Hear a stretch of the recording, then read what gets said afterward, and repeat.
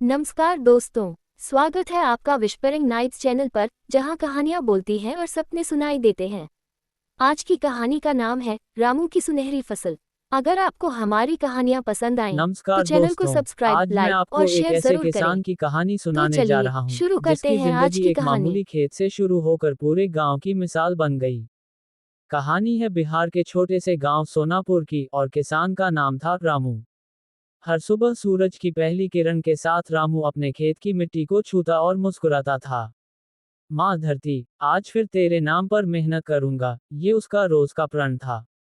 लेकिन किस्मत ने रामू के लिए कुछ और ही सोच रखा था। एक साल गांव में बारिश बिल्कुल नहीं हुई। खेत सूख गए, नहरों में पानी तक न रहा।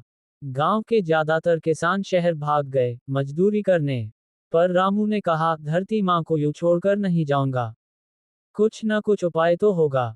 एक दिन जब रामू रात में खेत में घूम रहा था, उसने देखा मिट्टी में एक अजीब सी चमक है। वो झुककर मिट्टी को हाथ में उठाता है और देखता है कि उसमें छोटे छोटे सोने जैसे कण हैं। वो घबरा गया। सोचा, क्या ये सचमुच सोना है या कोई धोखा।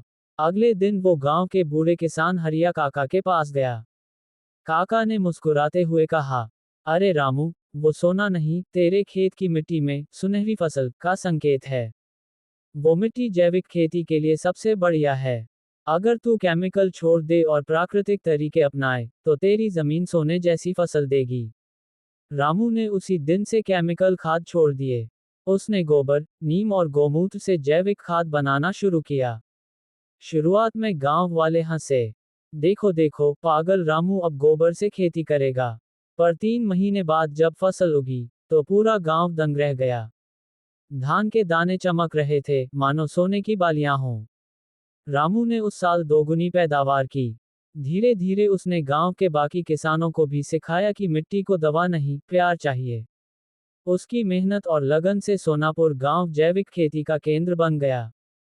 सरकार ने रामू को ग्राम रत्न किसान का पुरस्कार दिया।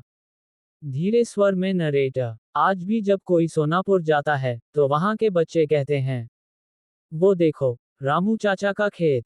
वहां मिट्टी में सोना नहीं, मेहनत की चमक है।